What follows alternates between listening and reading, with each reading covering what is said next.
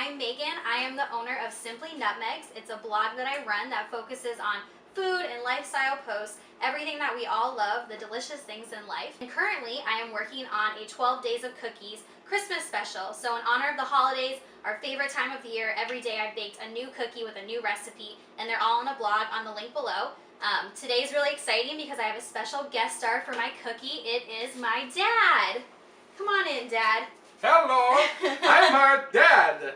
This is my dad, Papa. I come from the island of Long in New York. So as you can tell, we are an Italian family. We're like 75% Italian. The other portion is Irish per the shortbread cookie on the website.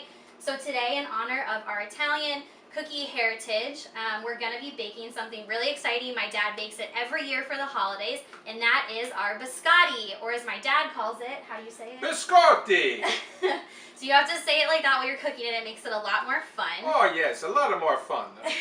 So we're going to get right into it and go over all the different things.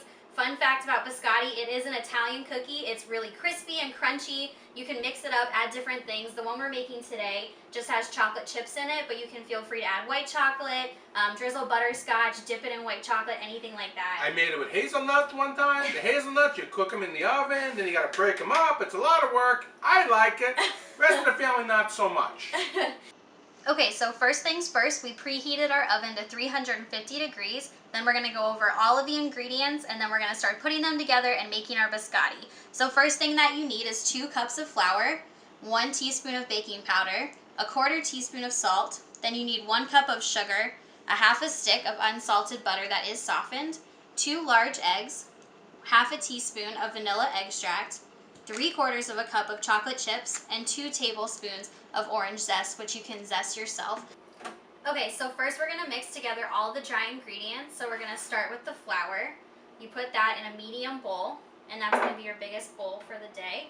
We're also going to add in the baking powder and the salt, and then we're just going to whisk it together. I whisk it. Once that's all put together, we're just going to go and set it aside, and then we're going to work on our wet ingredients, which is the rest of the sugars and eggs and butters and stuff. Good. Okay, so now we're going to take a smaller bowl, and we're going to mix together the wet ingredients. We're going to start by using... No, these are the wet ones. Oh, that was explain the butter. Yeah. Okay, we're going to do the wet ingredients.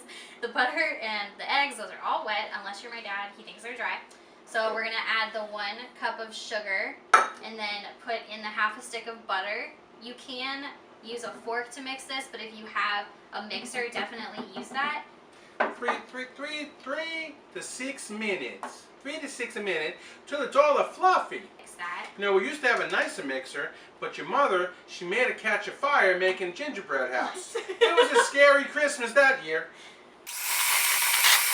Okay, so now that that's all light and fluffy, We whipped it good. We're gonna add in the eggs, so you can just crack those on the side of the bowl. It's 2 large eggs again. And then after that, we're gonna add the vanilla. No shells! She's amazing! Sometimes I just eye the vanilla, but you don't want to add too much. Oh yeah, because too much vanilla is too much vanilla. And then you just whisk it or whip it for 30 seconds. Whip it. We're gonna eye this one too, I think. Eye. Now it's all whipped, it's nice and creamy, and we're going to zest the orange into it, which is one of the funnest parts. So you just take a zester, and you're just gonna lightly rub it on there until it gets zested. Super yummy. Get all sides of the orange. Oh my gosh, it smells so good. So after we added in the zest, I just folded it into it until it was all combined, and you can see the zest is all combined in there. Now we're gonna mix it with the dry, and we're gonna use the beater for about a minute on low. And just add it in. You can go ahead. It's gonna look chunky, and then it's gonna go together really nice. We can add the chips now when it's about mostly mixed together. Just start pouring them in, little bits at a time. Oh, that looks really good. Oh, this is gonna be really yummy. Okay, so this is the messy, sticky, ooey gooey part. That's one of my favorites. We transferred the dough all mixed together onto these into 2 little baby loaves, floured the parchment paper and the surface, and now we're gonna mold them into our biscotti shapes. So get flour on your hands. This is super sticky. You just have to get over it. Super sticky. And you kind of just want to make them into little loaves. Not too high, because it's got to cook through that. They're super cute.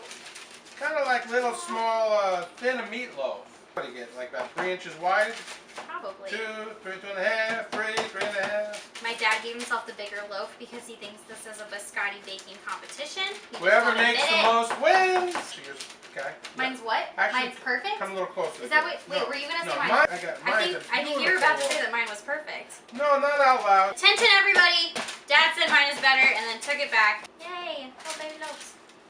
Perfect. Now we're going to put them in the oven. We bake them. So we just took our cookies out of the oven. We baked them at 350 degrees for 35 minutes. At 20 minutes, we took them out, rotated them around, put them back in the oven, let them cook the rest of the time. And then we pulled them out of the oven. You have to let them cool for about 10 minutes, just sitting there, don't touch them at all. While you're doing that, lower the oven to 325 degrees, and then you're good to go. We're gonna pull them out. We have them on this sheet just so we can cut them. You're gonna wanna cut them about a ½ inch thick on a diagonal. So they're gonna come up and they're gonna look like this. If you can see that. Just like that. They're super thin, and then we're gonna lay them out on the cookie sheet, and then we're gonna keep on baking them from that.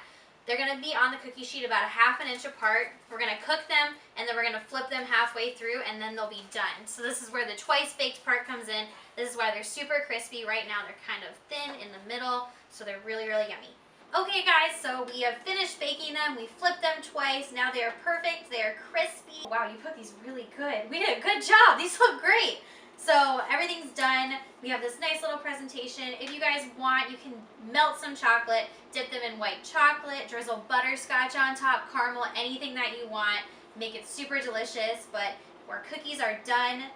For more info on the recipes, if you guys want to see more recipes, we're going to be coming out with a bunch more towards the end of this. We're going to a cookie making class that we're really excited for. We're going to make tons from there and post all the recipes. You can go to simplynutmegs.com. The link is below, like I said. Feel free to click it, leave comments, like this video if you want to see more videos from us, and we'd be happy to do that. So we hope you enjoyed it. Have a happy holiday, Merry Christmas. And Buon Natale. Buon Natale. What does that mean? I think it means Merry Christmas in Italian. We're going to go with that. If you're Italian and you know that for sure, let us know. And if I made a mistake, let us know as well. Bye guys. Thank Happy you. holidays.